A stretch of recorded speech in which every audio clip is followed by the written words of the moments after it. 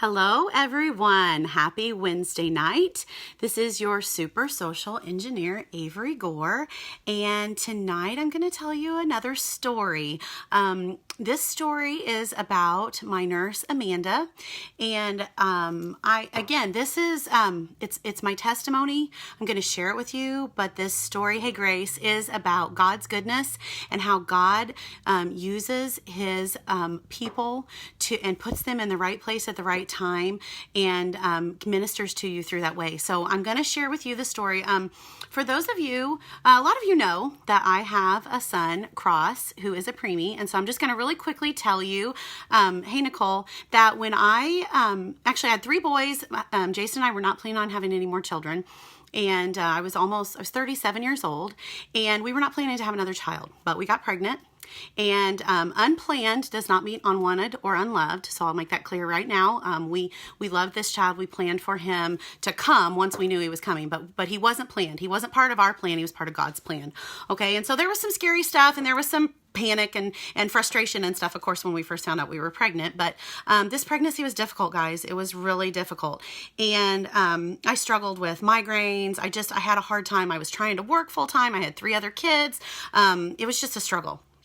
And so I'd been in and out of the hospital a little bit with high blood pressure concerns and migraines. And so when I wasn't feeling good one day at work, and I was like, I'm not feeling good. Something is not right. And I had just been to the doctor like the week before. I think this was on a Tuesday. So it was like the Thursday. I don't know, something like that. I had just been to the doctor, and my friend said, you should really get checked out. So I called, and I drove myself, guys. I live 45 minutes from the hospital. I just told my mother-in-law, I said, hey, I'm going to be right back.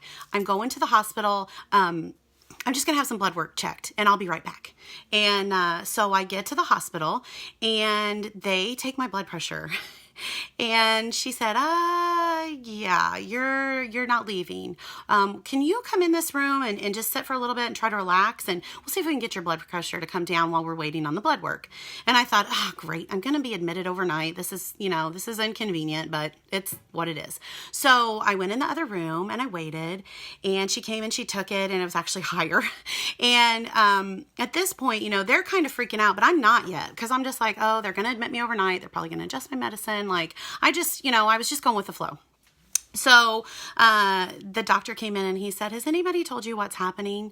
And I said, no, I know my blood pressure is high, and I know the doctor said we could adjust my medicine. So I just figured you probably want to observe me. And he's like, well, you are going to be admitted, and then you're going to be transferred to Carl, and we're looking at getting a helicopter. And I was like, what? Well, I trust this hospital. Why would they want to transfer me? They can monitor my blood pressure here. And it wasn't until he started talking about the NICU, guys, that I was like, they're worried about the baby. This isn't about me anymore. Something's wrong. They're worried about the baby. And so I guess I hadn't quite made the connection, right? I had been miserable. I knew I was miserable, but I wasn't really, hey, Sherry, I wasn't really worried about the baby yet. And so when he started talking about the helicopter and the NICU, I started to, get a little bit worried. And honestly, you guys, they wouldn't even let me go out to the car. They didn't want me to go out and get my bag. I had brought a bag for overnight. And so I knew it was serious. And so when I got upstairs and they were working on the transfer, the nurse came in and she said, has anybody told you what's happening? And I said, well, they're going to transfer me to Carl. And she goes, I'm sorry. She said, Carl's full. And I was like, then I'm really panicking, because I'm like, what? What's going to happen? She goes, well, we're going to send you to Springfield. And you guys, this is like 2.5 hours from my home. I have 3 other kids at home. I'm thinking I'm going to be pregnant for another 14 weeks. I'm 26 weeks and 4 days at this point. So I was like, how long am I going to be into the hospital? And she said, well, until you deliver. And at that point, I'm thinking 14 weeks. I can't do this. This can't work. So I just started praying, immediately praying. Please, God, open a spot for me at Carl. I have to go to Carl.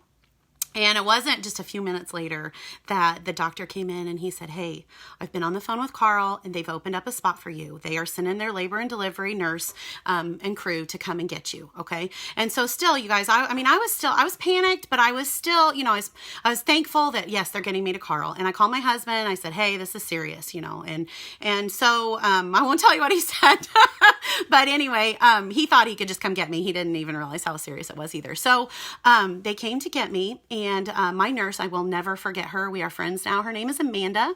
She had red hair, and she came to get me, and she was trying to keep me calm. And, I was very sick, guys. I was very sick. And when we were in the ambulance on the way to Carl, she was talking to the doctor on the phone, and it became very clear to me that they were planning to deliver this baby as soon as they got me to Carl. And then I panicked again, because I'm like, I'm only 26 weeks, 4 days. I just got the steroid shot before they put me in the ambulance. So I knew that it wasn't going to be good. And I said, I don't want you to deliver my baby. And Amanda said, I know you don't, honey, but it's looking like it's going to go that way. And I'm trying not to get emotional. And I was like, no, this can't happen. I'm 26 weeks. I'm going to be pregnant for 14 more weeks. This can't happen. I have 9-pound babies. I don't have preemies. And I was really kind of starting to panic. You guys, I'm religious. I pray. I had been praying the whole time. We called people to pray, but I was starting to panic. And Amanda said to me, are you religious? And I said, well, yes, of course. And she said, God is in control. And he has already started to answer your prayers by sending me here and opening this spot for you at Carl. You guys, that simple thing that she said to me, God is in control, changed the entire course of what happened over those next 114 days. It changed everything. I am religious. I trust God. I do believe God. But it just took that moment, that angel that God had sent to me, that nurse, and I'm doing this in honor of Nurses Week. It took that nurse to say to me, hey, God is in control. And she prayed with me. And she kept saying, it's okay to cry. It's okay to cry. And I thought, no, I'm not going to cry. I'm not going to cry. But it was hard. And you guys, I was vomiting. She held my hair back. She rubbed my back. And as she shared her story with me, to calm me mostly, but you guys, this woman is amazing. She was just back from her own maternity leave. She had a little boy, Caleb, a 32-week preemie, which I was 26 weeks, so I'm like 32 weeks is still scary, but she's not quite in the same boat as me, but she had just been through what I was going through. And later I found out I was the first transport she had ever taken by herself. And so that was, this was all meant to be. God planned this, pre-worked this all out, okay? And she and her husband had both been missionaries in Nigeria. I remember that about her story. And I think she told me that her sister actually married her husband's brother. So that's pretty cool. So anyway, this nurse changed the whole course of what was happening to me, okay? And so I got to Carl. Some conversation between her and I, and the fact that I know my own medical history, and I brought up some things, our decisions in the ambulance right then gave me 5 extra days, guys. Because when I got to Carl, things had calmed down enough that they did not deliver me that night. And I know 5 extra days doesn't sound like very much, but when you're talking about a 2-pound preemie, 27 weeks, between 26.4 and 27.2, it saved his life. It was a world of difference because I got the magnesium, he got the steroid shot. This was all, he wouldn't have survived, okay? And so I don't feel like he would have, or he wouldn't have survived and thrived like he is now. And so we got to Carl, and things progressed. And so I was in the hospital then, like I said, 5 days. 5 days I made it before they actually did have to do an emergency C-section and deliver my baby. And you guys, I have story after story after story I could share for days and days and days about all of the ways that God made his presence known in that hospital through those nurses that ministered to me. And of course, through my family and friends who prayed for us endlessly and checked on us, and so many stories of God's goodness throughout this story. This is my testimony, but again, you guys, it's God's story. This is God's story, and Cross has a phenomenal story. People from this community were in love with him before we ever even brought him home. People love him.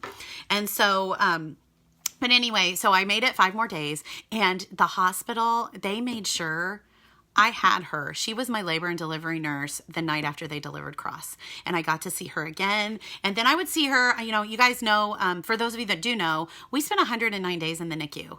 And through that time, I'd see her occasionally. And now a crazy thing, Cross is almost 2 now. She happened to have another baby, a girl, and one of my friends happened to like her post or something, and I ended up finding her. I didn't even know her last name. And I found her on Facebook, and we've been able to connect now, and I've been able to update her on Cross's progress and how she started this. But I just wanted to tell you guys, if you are a nurse, you are a rock star, you are amazing, and I appreciate you. And all of the families that can never, they may not be able to come back and tell you you how much they appreciate and what you did meant to them. And maybe just one thing, one simple thing you said could change their whole outlook on their situation. And you guys, nurses are they aren't just nurses. They are, they're counselors. They are caretakers, of course, but not just of their patients, but of their families. They're counselors. They have to be waitresses, kind of, because they're the ones bringing your food and bringing your water and coming in and out and checking things.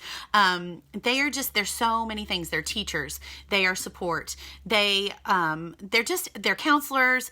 They're advocates. They are just so many things. Nurses wear so many hats. It is a very hard job, and it takes a very special person to fill that calling. And so, and honestly, NICU nurses have my heart. I will always be grateful to the entire staff at Carl that took care of my precious baby, and actually at Peoria when we went to that hospital too. You guys, NICU nurses literally hold the world, the future of the world, in their hands. They literally do. These babies are so tiny and so fragile, and our story would not have a happy ending if it wasn't for the amazing care that we got as a family, not just our patient. They just really took excellent care of us. So I wanted to share my story. Thank you for the hearts. I see those over there. I love those. I forgot to say at the beginning, if you're catching this live, I'd love you to give me a 1 so I know who caught this live. And if you are catching this on the replay, give me a 2. If you're a mom of a preemie, I would love to know that. So put it in the comments if you want to share a picture, or just tell me your child's name, or just say, hey, I'm also a NICU mama too. I would love to see that. I see some that I know, Stephanie, that are also NICU mamas that are connecting right now. And so, again, you guys, this is my story, but it's really God's story. And so he uses situations in your life. These are your testimonies. And as Christians, we are called to share them. And so I know a lot of people won't be interested in this video. A lot of people won't want to watch it, but there are a few out there that will. And this may inspire them. This may encourage them. This may give them the guts that they need to share their story. And I don't mean just a live on Facebook. I just mean to share your story. I have been sharing every instance of God's goodness with anyone who would listen throughout this whole ordeal. But Cross is doing wonderful. He is going to be 2 next month, sorry.